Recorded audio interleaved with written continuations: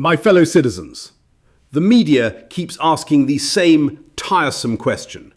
Boris, why did you fake having COVID? And I say, because you're thinking far too small. You imagine ordinary corruption, a suitcase of cash, a dodgy contract, a quiet favour between friends. How quaint.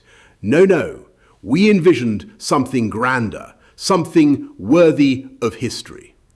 The public was frightened, markets were trembling, investors were nervous, and somewhere in the shadows of the financial world sat a handful of very important people asking the most sacred question in politics. How do we turn a national crisis into a quarterly growth opportunity? Now, did I personally benefit? That depends entirely on how one defines benefit. If a man accidentally becomes wealthier while saving his friends from the inconvenience of remaining merely rich, is that corruption or public service? The answer, naturally, is public service.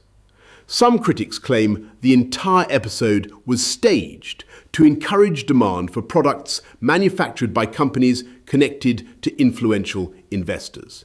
To which I respond, exactly how much evidence do you require before admitting that our planning was magnificent? According to these allegations, we coordinated politicians, financiers, consultants, lobbyists, journalists, executives, advisors, and bureaucrats into a single machine. Do you have any idea how difficult it is to get two cabinet ministers to agree on lunch? Yet somehow we supposedly conducted a flawless operation spanning the entire establishment. Frankly, if we're that competent, perhaps we deserve the money. But my favourite accusation is that I faked my illness to persuade the public. Of course I did. People don't trust drafts. People don't trust experts. People barely trust weather forecasts.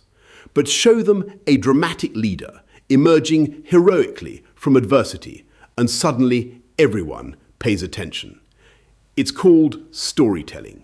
The ancient Romans understood it, Hollywood understands it, marketing departments understand it. The only people who don't understand it are journalists, which is why they keep asking questions.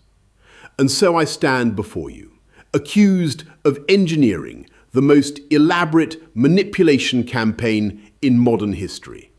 Not because I was greedy, not because I was dishonest, but because I cared.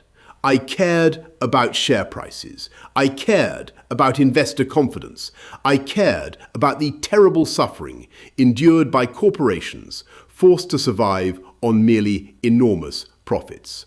Someone had to think of them, and that someone was me.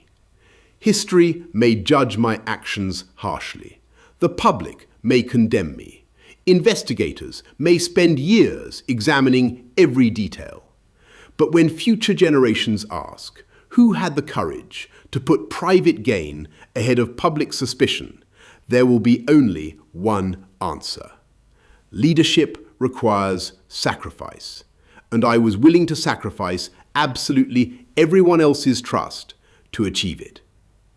And so, my fellow citizens, the great crisis finally came to an end. The public received reassurance. The newspapers received stories, the consultants received contracts. And the political class? Well, let us simply say that adversity has a curious way of creating opportunity.